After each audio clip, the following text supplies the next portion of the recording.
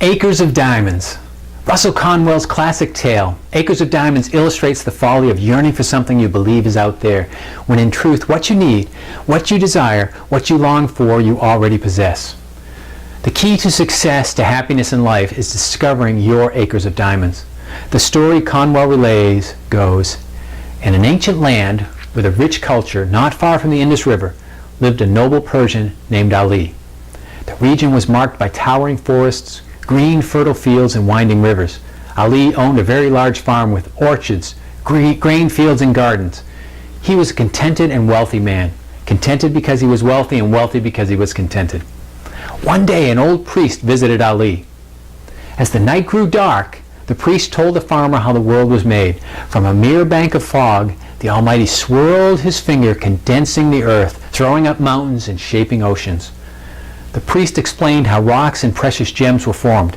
Finally, he declared that a diamond is the last and highest of God's mineral creations, a congealed drop of sunlight, a tear of God. The priest told Ali that if he had a handful of diamonds, he could purchase a whole country, and with a mine of diamonds, he could place his children upon thrones.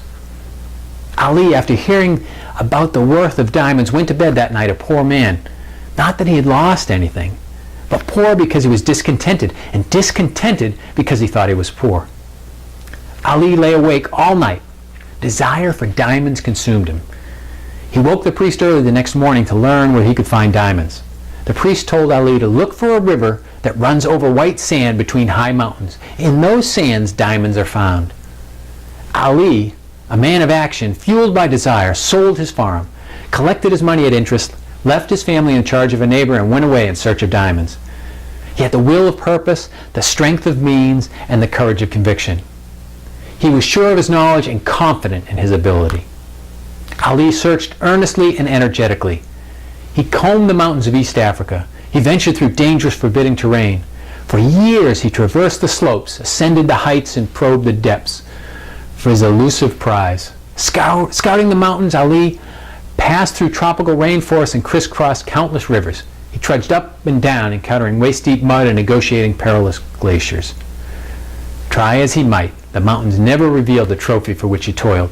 The only tears he found were tears he shed from the pain of his struggle. Not one to give up, Ali skirted the Mediterranean, exploring the fertile deltas and rummaging river basins from the sea to the mountains. He ventured on, the years wearing on his body, disappointment wearing on his spirit. He pushed north, wandering on to Europe. He probed every river, looking hopefully for white sands. He roamed every mountain range. From every disheartening crest he spied further features to explore. With each passing season he grew more disillusioned, more weary. His dream failed. At last, when his money was all spent and he was in rags, wretchedness and poverty enveloped him. He stood on the shore of a bay in Spain, alone and without hope. In despair, Ali cast himself into the sea. Once a prominent, wealthy, noble landowner, he sank beneath the waves' foaming crest, never to rise again. But what of Ali's elusive treasure? Soon after Ali had begun his quest, his successor, the new owner of Ali's farm, led his camel out into the garden to drink. As that camel put his nose down into the clear water of the garden brook, the new farmer noticed a curious flash of light from the sands of the shallow stream. Reaching in, he pulled out a black stone having an eye of light that reflected all the colors of the rainbow, a diamond. Stirring up the white sands with his fingers, he found diamonds more beautiful, more valuable than the first.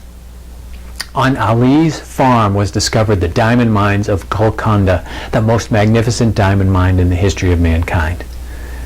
Had Ali remained at home and searched in his own backyard, instead of wretchedness, poverty, and death in a strange land, he could have mined acres of diamonds and produced untold wealth.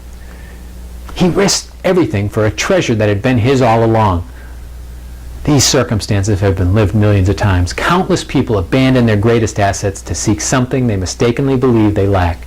They search frantically, in some cases for what they do not know, a place in this world somewhere yet to find.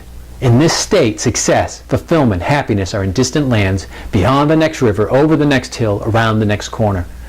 The elixirs of this search are fortune, fame, love, security, power, attributes they believe they do not possess. The truth is, you traveler, adventurer, have what you need to succeed. You need not covet something elusive. You need only recognize and appreciate the treasure you possess. The distance from despair to fulfillment, from longing to abundance, from sorrow to celebration, is a realization in your mind. Take control of your thoughts. Mine your acres of diamonds. I'm Scott Parody with Success 101 Workshop. Till next time, all the best.